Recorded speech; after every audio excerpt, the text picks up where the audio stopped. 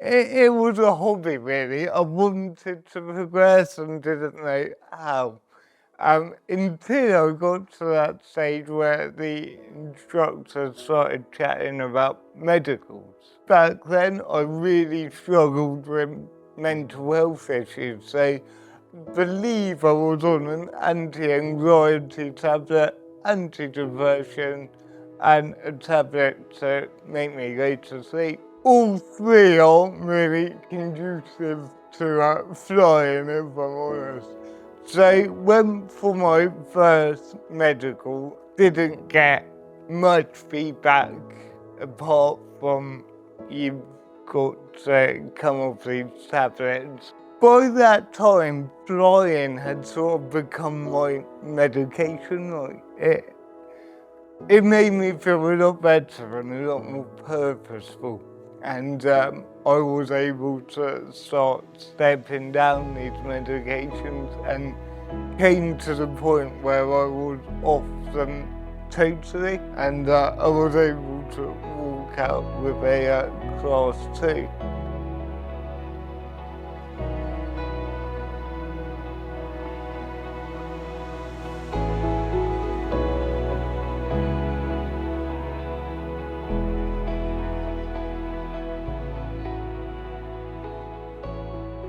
So one of the things that you mentioned before the show was that you became more rounded after your trip to Africa, and you're a different person. The Harvey that got on the aircraft at Heathrow was very different to the Harvey who got off the aircraft when you landed back at Heathrow. So perhaps you can share with us a bit about that month and a bit about that journey of self-development that you went on. So I guess it all started in Livingston. I was alone in the room and very upset that I was now stuck somewhere I don't know with people I don't know. And I sort of pulled myself together. And a big thing for me was tidying my kit bag. And I discovered a few cards from parents and grandparents, which were very sweet, but they don't help when you're missing home. And I thought to myself, this is going to be a very long month if I just miss home the whole time. So it was about disconnecting again. And I was like, right, going to go downstairs. I am going to talk to the first person I see, in the group, obviously. And that's exactly what I did. And sort of, with making friendships at that age, you sort of try and fail and try, and eventually the conversation starts flowing. And a real big part of that trip for me was actually making friends and making people laugh. But also doing these incredible things and facing fears, really. So there was getting on an aeroplane to Florida. I even now am scared of heights, which is weird with flying. But I remember towards the back end of the trip going zip lining into a canyon. So just, I think what helps you to face fears is the people around you. And I think without making these friendships early on in the trip, I probably wouldn't have had that support network going forward to give me the enthusiasm and the will to sort of push those boundaries and just get through it. And I know from the halfway through the trip to the end, sort of with homesickness, it does sort of get on top of you, but it never ruined anything because you were with people who you'd spend every waking hour with, and a few of them you sort of share a tent and stuff. So during that month, you really felt like you had a network who knew you inside out. We were all suffering from the same challenges of being away from home, anxiety, confidence. so that understanding was something really quite amazing. I think that's a really key message, that having that support network around you, it gives you that courage to face your fears, to go a little bit further outside of your comfort zone and grow, which it sounds like it was a very formative month for you, that trip to Africa. So formative, in fact, that tell us what happened next at your exit interview. So we were still in Africa, had just like 10 days to go, and I had my exit interview by a swimming pool at the camp we were staying at, so very informal. And I remember one question was, when you get back to the UK, how are you going to carry on this development? And I jokingly said, and it was only a joke, I've got a fear of flying, so I might as well get a pilot's license. And I laughed about it and walked away because I don't take things very seriously. And look where it got me. And it wasn't just a fear of flying. I mean, it was a real fear, to the point that you had to take medication just to set foot on an aircraft. That's it. It was very strange. I've always admired pilots and loved aeroplanes and airports, but I was absolutely terrified. So to go on a 2-week family holiday, I needed to sort of chat to someone about it for a month leading up to it, and then at its very worst, I was taking a couple of tablets before getting on the aeroplane just so I could go on holiday. So I'm really excited to hear about this journey then that you went on, from having such a deep-rooted fear of flying and needing medication to go on an aircraft, to then having a PPL. So let's talk about your first flight. How did that feel, and how did you do it? So I must admit I didn't help myself, because the night before I had watched Air Crash Investigations, which was a really terrible decision.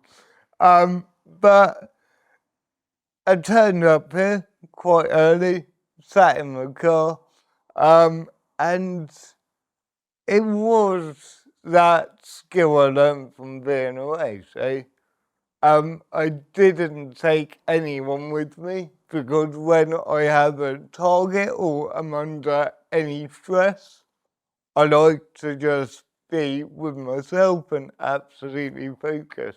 And it was about putting that one foot in front of the other. And I remember taxiing out, I really wanted to say, no, you know what, this isn't for me.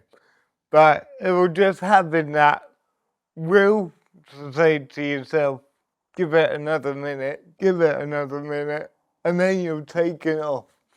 And that was my biggest fear, really, because I thought, what if we get in the air and I really don't like it?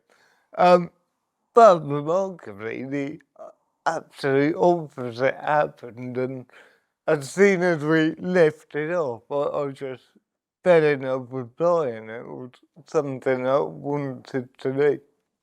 That's incredible. So it really, just going out of your comfort zone, had you not done that, you would never have experienced that elation, finding something that you really enjoyed. But it wasn't a straightforward journey, was it, when we were talking before the show? So perhaps you can tell us a little bit about the journey you went on, particularly to be able to get your medical, to get your PPL. Yeah, it was interesting. So it started off as something I didn't really take very seriously. I would just come in for a flight every now and then. To be fair, I was trying to impress a girl I was at college with by saying I was learning to fly.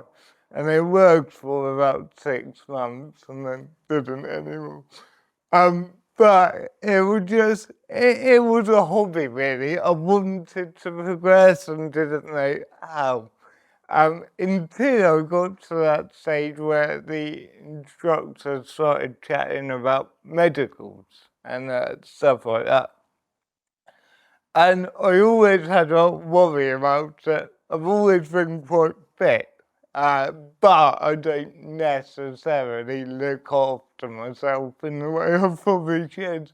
So I was a bit apprehensive.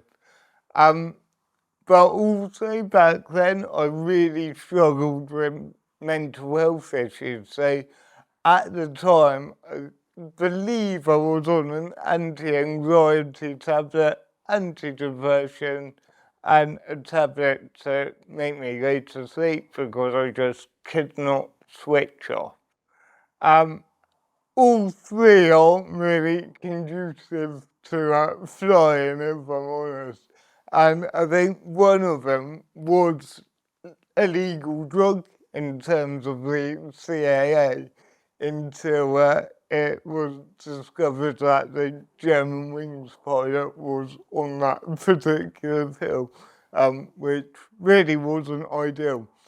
So when for my first medical, I don't think the AME was particularly understanding. They didn't get much feedback back apart from you've got to come off these tablets and then maybe we'll see, but it seems unlikely that you'll get a class 2. So by that time, flying had sort of become my medication. Like it made me feel a lot better and a lot more purposeful. And so we consulted a doctor, and I was able to start stepping down these medications and came to the point where I was off them totally. And that was a real rocky road. I had my good days and my very, very bad days. But it was just something I needed to get to that goal. And there was also the factor of I might be reliant on them, I might not necessarily need them at that point. So did that, got recommended an AME from Aerobility who was a lot more understanding, and we spoke at length before my medical, told him I was off the tablets and everything like that, and he invited me in for the assessment, and at the end he went, right, I'm happy to give you a medical for a LAPL, a light aircraft pilot's license. And I said, is there any chance I could have a class 2? And he ummed and ahed about it, and I kept pestering him, and in the end he relented and said, alright, we've just got to do your night vision, so colour blindness test. And I was able to walk out with a class 2. And that really kick-started again that flying, because you're no longer stuck in the circuit. You can get your first solo done and then cross country. It got things going. So how did it feel doing your first solo after such a battle to get there? At the time, didn't really think about it. But afterwards, when you reflect on sort of the journey to get there, it felt amazing. And sort of the subsequent solos after that, where they get a bit longer every time, you have that bit more time to enjoy it, and it just becomes more and more fantastic. So that journey that you went on, that mental health journey, I think that's very powerful, and I think that that's something that resonates with many of our viewers and listeners, because I think mental health, it's everybody at some point has struggles with mental health or has some sort of challenge to overcome with it. And it's something that I think we're only just starting to talk about, particularly in aviation. I think we've kept it under the carpet for many years. And, you touched on the Germanwings incident as well. So talk to me a bit more about that journey. How did you go from needing, almost relying on that medication, to being completely off that medication? And maybe there's something that you can share with our viewers and listeners about that journey and how you went about it, and what skills and tools that you drew on to take control of that situation. Yeah, so my mental health comes sort of half from my surroundings, from a lot of pretty negative stuff, but also it does go hand in hand with cerebral palsy, because it's a brain injury. Everyone who acquires a brain injury does say they become more emotional. Anger is a particular one, sort of have a shorter fuse than usual. And that's a journey I'm still on. I'm always going to have a bit of a struggle with mental health. But I think it really is about learning about yourself. And my journey for that happened very recently, because even after Africa, I went through 2 very bad periods of depression, where I think I've been quite open that I did want to end my life. Obviously, I'm here, so I didn't, and I wouldn't class it as a suicide attempt because it was just some pathetic attempts. During those times, I didn't necessarily want to die, but I felt like I had to, because I felt like I was such a burden to those around me that it would be nicer for them if I wasn't here. And the last period like that was at the back end of COVID, and that's probably the worst period I've ever been through. But the positive of that is I met a psychologist who, in our first meeting, said, "Look, I really don't care if you're not here next week. I'd still get paid, but I want the opportunity to try to make you feel better." And her saying that, a bit of tough love sort of made me go, all right, let's see what you've got. And that bad period was kicked off by an event in my life, but she seemed very keen to talk about stuff growing up. So we talked about that. And it just amazed me how your environment growing up when you're young really does define where you are now. But the main thing I took from that session is the importance of knowing yourself and knowing your history and why you act the way you act. Because without that information, you're sort of in the dark.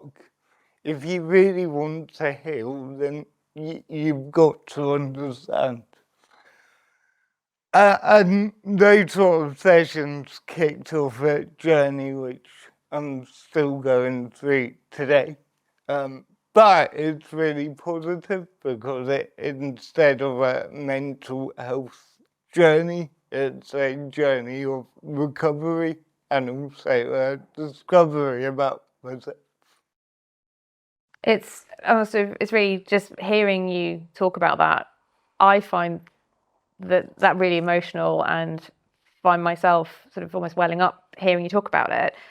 But I'm so grateful that you're sharing it, because I think And then please, if anything I'm saying is too triggering, just please stop me. But suicide is the leading cause of death in men under 40. We do not talk about it enough. And your story, it's so inspiring because even though you're in this really dark place, you've come out of that and you are progressing and understanding yourself every day. But equally, you're not expecting an instant fix. You know that each day there are sort of battles sometimes to overcome. But for anybody who feels like you felt about being a burden, about how the world would be better if you're not here, what can you say to them that is going to stop them from attempting to hurt themselves? Because this is something that we really do need to talk about more as society. I think once you learn about yourself, it becomes a lot easier. And you have to understand feelings are only feelings. You can sit with them, they will eventually pass, and you'll be able to do something.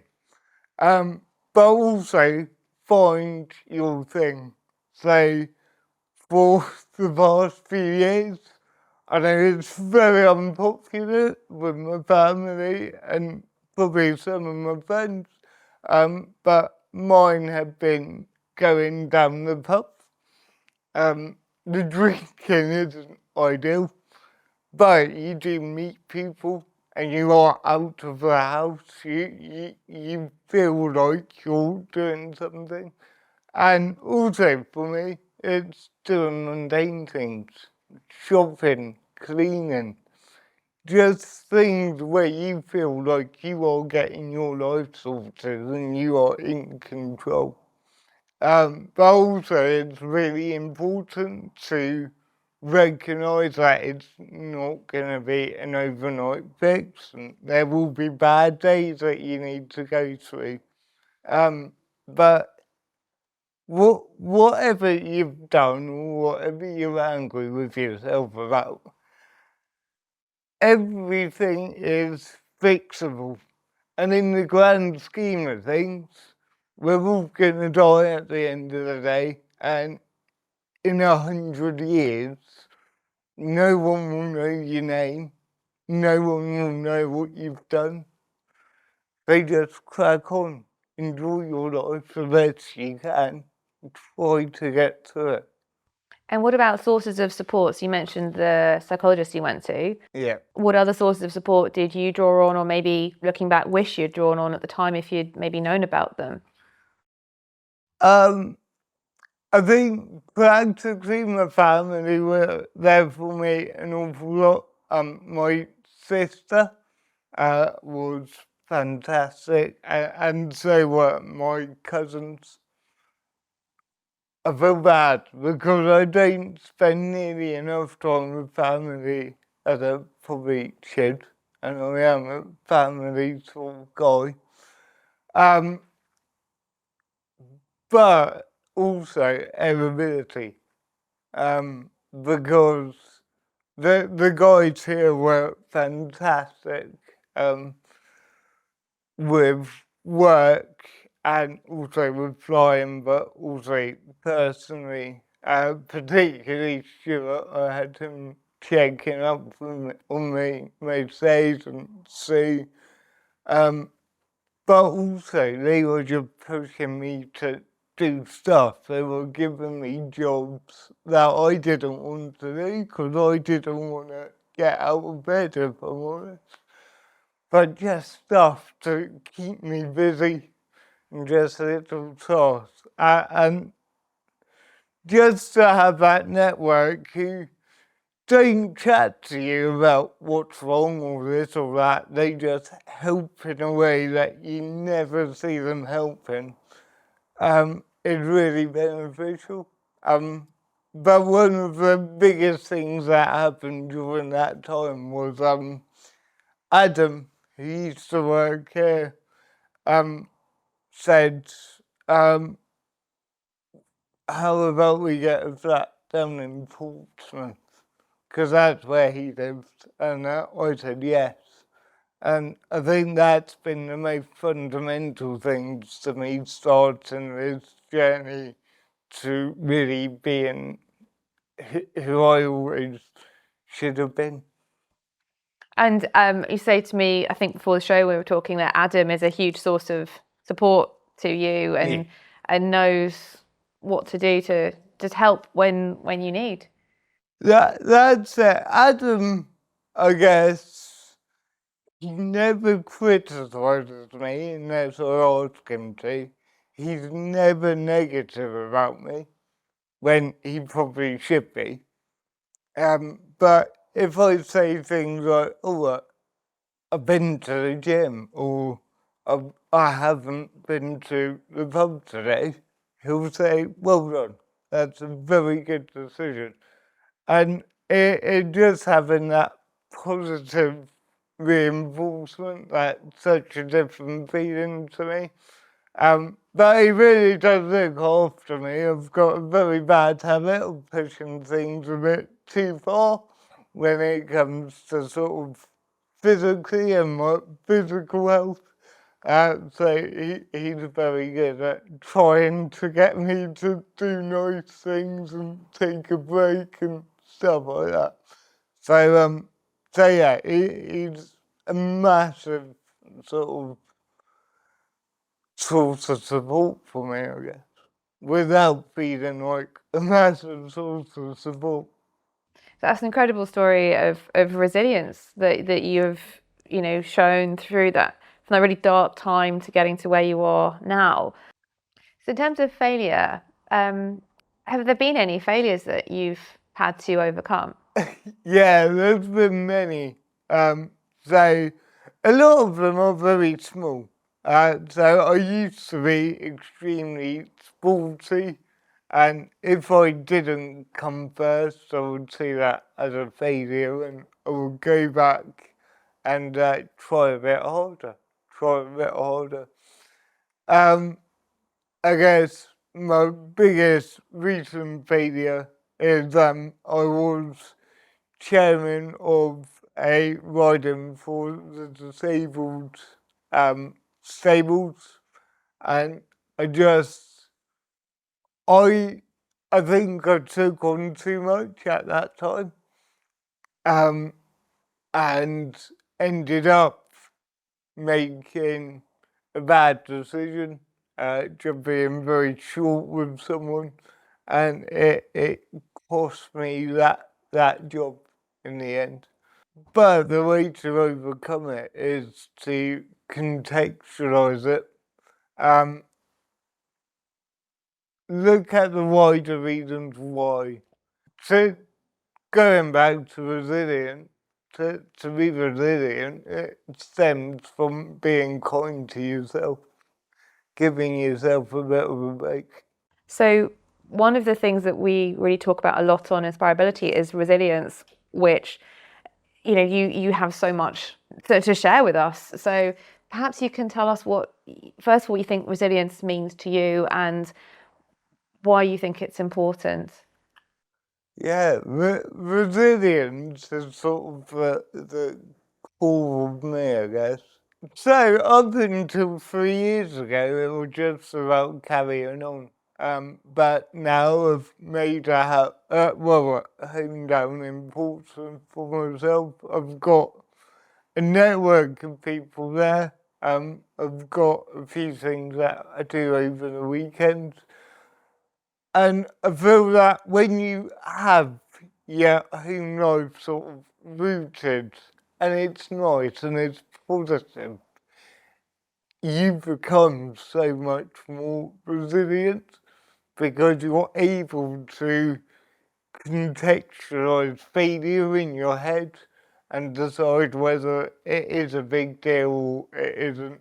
And it just helps you declutter.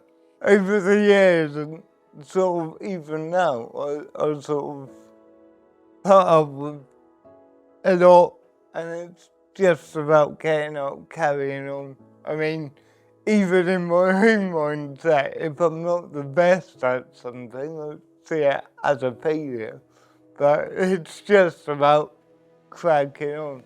Keep keep putting one foot in front of the other. That's all you need to do.